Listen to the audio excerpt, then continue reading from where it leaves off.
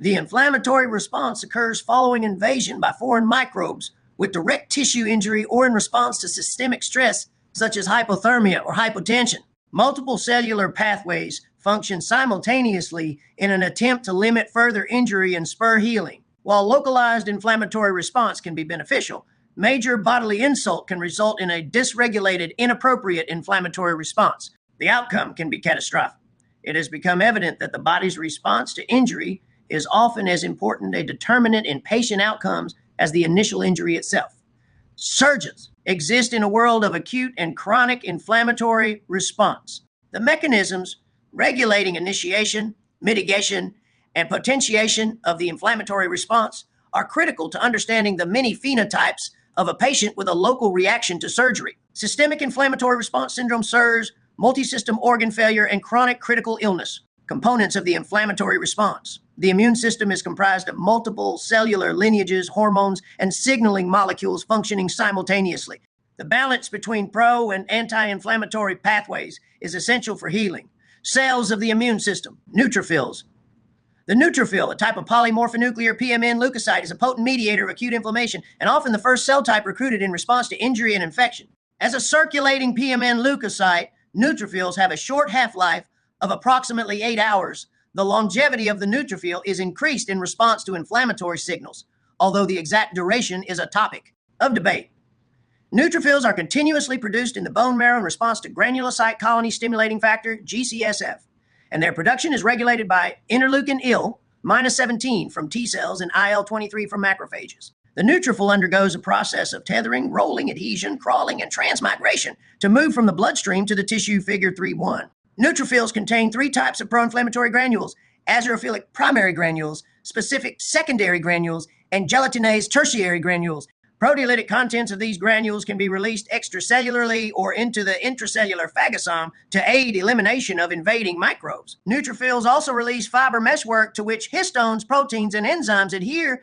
This is the neutrophil extracellular trap net. Extracellular pathogens are trapped within the net to prevent spread of the pathogen and aid phagocytosis. Although classically considered a key mediator of the initial inflammatory response, the functions of the neutrophil have been shown to extend beyond the acute inflammatory period. The neutrophil granules contain a number of proteases that are essential for tissue remodeling and wound healing. They directly stimulate angiogenesis via release of vascular endothelial growth factors, VGEFs. In addition, neutrophils display plasticity, and although typically pro-inflammatory, anti-inflammatory subsets of neutrophils have been identified in certain pathologic states. Macrophage is named for its ability to consume and degrade extracellular debris. The macrophage is a key player in innate immunity. Monocytes, the precursor to the macrophage, differentiate into macrophages in response to infection and tissue injury. Not displayed on immature monocytes, the macrophage expresses a large array of patterns. 26. Recognition receptors, PRs, receptors that recognize a variety of intracellular and extracellular danger signals. In response to PRR stimulation, macrophages neutralize invading pathogens via phagocytosis and lysosomal degradation. They additionally secrete pro-inflammatory mediators, including IL-1 beta and tumor necrosis factor alpha, TNF-alpha, that recruit other immune cells to the damaged tissue. Macrophages also process antigenic substances and present them on their surface to help stimulate the differentiation of helper T cells. Thus, macrophages are professional antigen-presenting cells, APCs. Similar to neutrophils, once thought to be a single cell type, the macrophage demonstrates plasticity and phenotypic variance depending upon its environment. M1 macrophages express pro-inflammatory cytokines and proteolytic substances. They are predominant in viral and bacterial infection. 1 macrophages stimulate pro-inflammatory helper T cells. While M1 macrophage products facilitate a beneficial inflammatory response against invading microbes, they can result in a dangerous inflammatory state for the human host. High concentrations of M1 type cytokines correlate with mortality in sepsis models. M2 macrophages are essential for tissue remodeling and wound healing. They express a variety of anti-inflammatory markers, including IL-10.2. Macrophages are abundant throughout the body. Their functions vary depending on the tissue in which they reside. For example, Kupffer cells of the liver and microglia of the central nervous system are macrophages, and the dendritic cell travels from the tissue to the lymph, the major professional APC. Upon encountering foreign material, the dendritic cell will engulf and degrade pathogen-derived proteins. These antigenic proteins are loaded onto a major histocompatibility MHC complex class 1 or class 2 molecule. The antigen MHC complex is transported to the surface of the dendritic cell, uploaded by MedBooks VN. 28 section, and the dendritic cell travels from the tissue to the lymphoid organs, primarily the lymph nodes and the spleen. Within the lymphoid organs, it stimulates naive, resting T cells to differentiate into either cytotoxic T cells or helper T cells. Extracellular proteins are processed within the dendritic cell lysosome, and they are presented in conjunction with the MHC class II molecule to activate CD4 helper T cells. In contrast, intracellular proteins are processed within the cytosol by the proteasome, and they are presented via the MHC class I molecule to CD8 cytotoxic T cells. Certain subsets of dendritic cells, however, process extracellular proteins through a process called cross-presentation and allow for presentation of these molecules via MHC class I through the process of MHC antigen presentation. The adaptive immune response begins. 4. Dendritic cells additionally stimulate T cell activity via surface ligands, such as CD80 and CD86, and via production of pro-inflammatory cytokines, such as IL-12. As a result of its many costimulatory mechanisms, dendritic cells are highly efficient at provoking the adaptive immune response. While macrophages and B cells are also considered APCs, they do not function at this level of efficiency for adaptive immune stimulation. 3. Dendritic cells also process self-antigens and non-pathogenic antigens.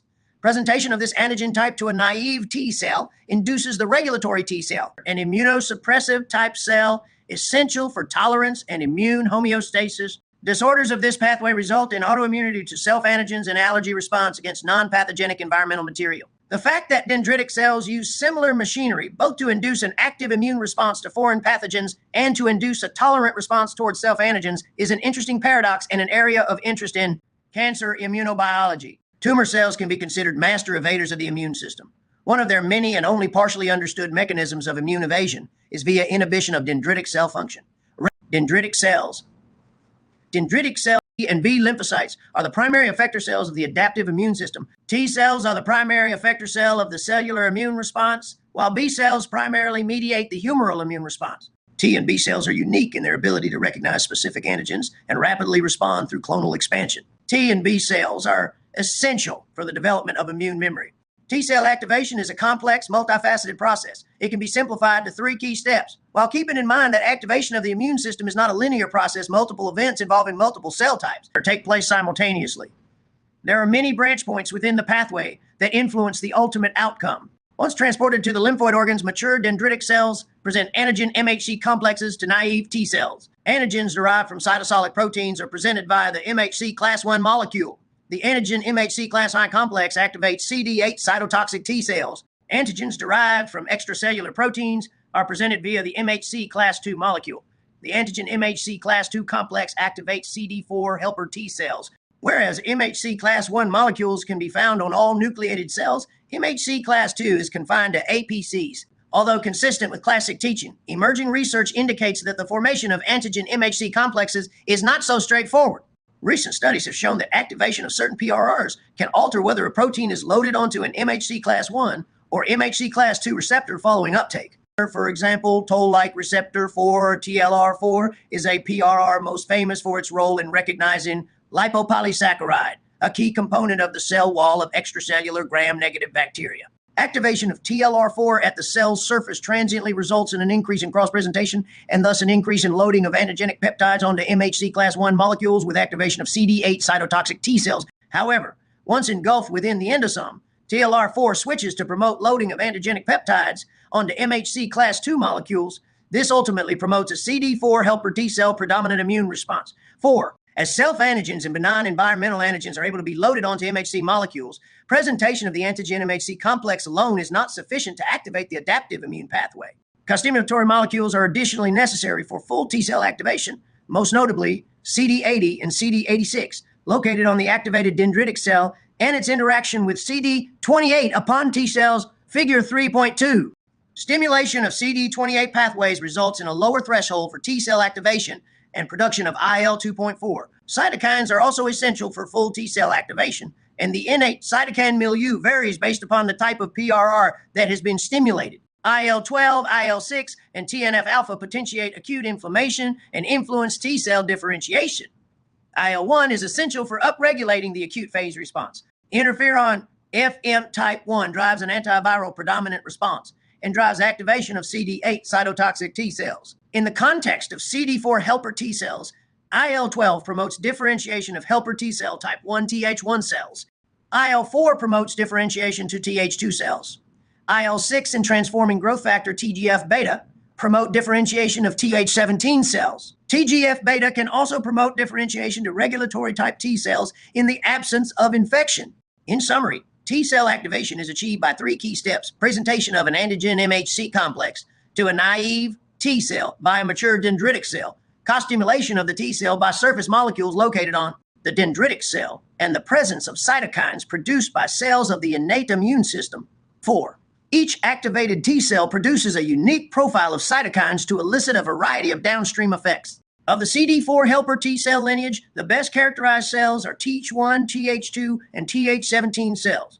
In regard to infection, Th1 cells primarily fight intracellular pathogens and do so via upregulation of IFN gamma and propagation of the inflammatory response. Th2 cells function to clear extracellular pathogens and mediate the allergic response through production of IL-4, IL-5, and IL-13. A growing body of research indicates that a healthy immune response is heavily influenced by the proportional response of 1 and 2 cells. 5. Th17 cells differentiate in response to extracellular pathogens and fungi. They are frequently implicated in autoimmune disorders, and Th17 cells can acquire the characteristic of Th1 cells in chronic inflammatory states. Th17 cells drive production of IL-17. Regulatory T cells, another class of CD4 helper T cells, are essential for the development of memory and tolerance to self-antigens. They produce potent anti-inflammatory cytokines such as IL-10 and TGF-beta. CD8 cytotoxic T cells target cells that have been infected with a virus for destruction, and they produce the potent pro-inflammatory cytokine IFN gamma. In general, studies have shown that the adaptive T cell dependent inflammatory response is dampened following general anesthesia, surgical stress, blood transfusion, hypothermia, hyperglycemia, and postoperative pain. This occurs with a simultaneous increase in adrenocorticotropic hormone, ACH, and glucocorticoids. As T cells play a role in the destruction of circulating tumor cells and the prevention of micrometastasis, this observation has particular importance within the realm of surgical oncology. A recent study compared the postoperative T cell profile of patients undergoing surgery for invasive breast cancer and for benign fibroadenomas. Postoperatively, no change in the T cell profile was exhibited in patients within the fibroadenoma group, whereas patients within the invasive breast cancer group exhibited an increase in regulatory T cells. The regulatory T cells increase at 72 hours postoperatively correlated with a larger tumor size, human epidermal growth factor, receptor 2, HER2 positivity, and decrease in the length of disease-free survival. A lower burden of 1 cells was correlated with a greater tumor burden and HER2 positivity. This suggests that postoperative immunosuppression may leave patients vulnerable to metastases and invites opportunity for research into immunomodulation in the postoperative immunosuppressed state. B cells, the primary effector cell of the humoral immune response, produce antibodies or immunoglobulins IG and function as professional APCs. B cells initially develop in the bone marrow, where their cellular maturation can be correlated to the structural rearrangement of the immunoglobulin gene segments. B cells undergo a process termed VD recombination, in which a number of genetic recombinant events among gene segments, V, D, and J of the immunoglobulin light and heavy chains, ultimately allow for the production of different immunoglobulins. Immunoglobulins have the capacity to recognize more than 1,013 different antibodies. During the process of VDJ recombination, the B cell progresses through the pro-B and pre-B cell phases. Following VD recombination, surface-bound IgM marks the entrance of the B cell into the immature B cell state. It is at this point in its life, uploaded by MedBooks VN. Expression DCS, macrophage cell is initially stimulated. 8. The immunologic cycle that it leaves the bone marrow and migrates to the plan within the spleen. Immature B cells will become naive follicular GE marginal zone B calls. Marginal zone B cells function in the spleen as the first fine defense against blood-borne levators. Independent cells. These cells can rapidly produce XLIL IgM during the early stages of infection. Naive follicular B cells can be found within the lymph nodes, or as circulating balls their activation is. Cell-dependent activinon of follicular B cells results in a process termed class switching, in which B cells transition from the production of IgM antibodies to the production at other classes of immunoglobulin, primarily IgG, IgA, and IgE during SIME infection. During the transition from IgM, either types of Immunoglobulin further genetic rearrangements occur that result in immunoglobulins with a higher affinity for the antigen recognized by B cell memory. B cells are B cells that are maintained following an immune response. These memory cells attain the rapidity to plur high affinity immunoglobulins want to send them antigen, and should that antigen ever be introduced again, used B cells can rapidly mount a bust immunologic response. Innate immunity represent the firm line of cellular defense, as well as a Kurak theme of the adaptive immune system. The N. 10 poems include physical hardiers such as epithelial, uploaded by MedBook Sin, 30-section I, surgical basic principles, pathogens, PAMPs, NLR, cells and mucus, specific immune cells including neutrophils, dendritic cells, macrophages, and natural killer cells, cytokine proteins that regulate an array of immunologic activity, and proteins of the complement system.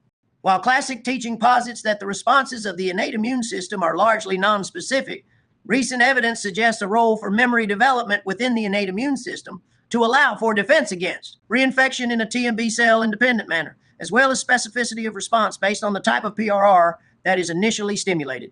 8. The immunologic self-non-self theory, a theory that hinges on immune system activation by foreign stimuli, has largely been supplanted by Matzinger's danger hypothesis. The self-non-self theory fails to explain why the body does not mount an immunologic response to many non-cell stimuli, such as the developing fetus or the mutating cancer cell. The danger hypothesis proposes that immune system activation and propagation is more dependent on cellular damage signals than on the presence of foreign substance.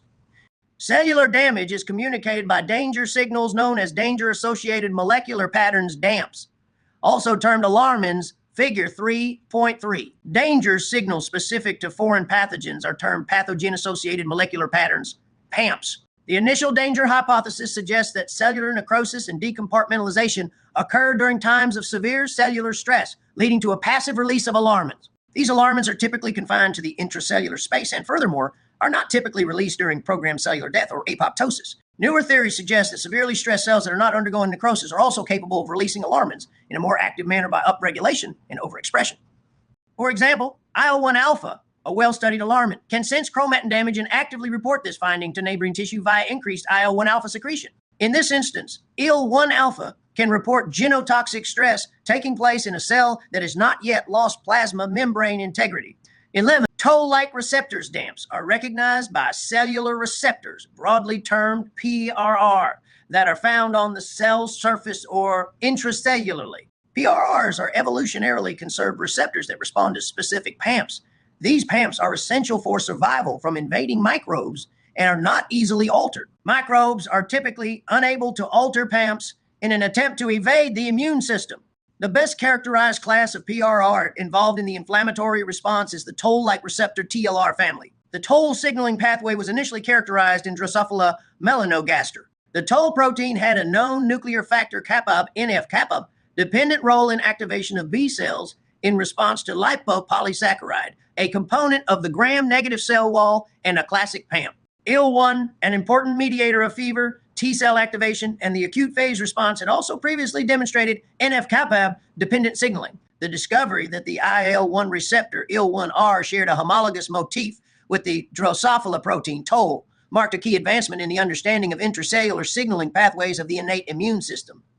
The TLR is a transmembrane protein with an extracellular ligand-binding domain and an intracellular signaling domain. TLRs are expressed on the cell surface or within the endosome. Binding of a DAMP prompts dimerization of the TLR and subsequent intracellular activation of multiple signaling pathways. 10 human TLRs have been identified, each recognizing various PAMPs and triggering a variety of downstream cellular responses. TLR4 plays a key role in recognition of bacterial LPs, while TLR1, TLR2, and TLR6 recognize other common bacterial lipoproteins. TLR4 additionally plays a role in recognition of high mobility group box, protein 1, HMGB1, and heat shock protein 70, two common alarmins, as well as mediation of sterile inflammation in the setting of ischemia reperfusion injury. TLR3 recognizes double-stranded ribonucleic acid RNA, and TLR7 and TLR8 recognize single-stranded RNA specific to viral invaders. TLRs function through NF-kappa and mitogen-activated protein kinase intracellular pathways to upregulate a number of pro-inflammatory cytokines, activation of neighboring innate immune cells, and for activation of cell lines involved in adaptive immunity, including helper T cells, cytotoxic T cells, regulatory T cells, and B cells. Inflammasome. Another well-characterized family of PRR is the nucleotide binding and oligomerization domain NOD-like receptor NLR family. NLRs are assembled in the cytoplasm to form a key intracellular structure known as the inflammasome, an essential intracellular PRR. NLRS complex with apoptosis-associated speck-like protein containing a caspase recruitment domain to form the inflammasome. The inflammasome plays an essential role in regulating sterile inflammation via recognition of endogenous alarmins, as well as activating the innate immune response via recognition of foreign PAMPs. The best studied NLR is NLRP3. Once an NLRP3 inflammasome has been primed, it activates protease caspase-1. Caspase-1 is essential in the cleaving and subsequent secretion of pro-inflammatory cytokines IL-1 beta and IL-18 by macrophages, in addition to the pro-inflammatory alarmin HMGB1. Endogenous factors capable of priming the NLRP3 inflammasome include hypoxia, complement, reactive oxygen species, oxidized low-density lipoproteins, amyloids, and misfolded proteins. The inflammasome plays a key role in the sterile inflammatory process that accompanies metabolic diseases, atherosclerosis, and neuroinflammatory disorders. Emerging evidence suggests that the NLRP3 inflammasome also plays a role in cardiomyopathy associated with sepsis. 14. High mobility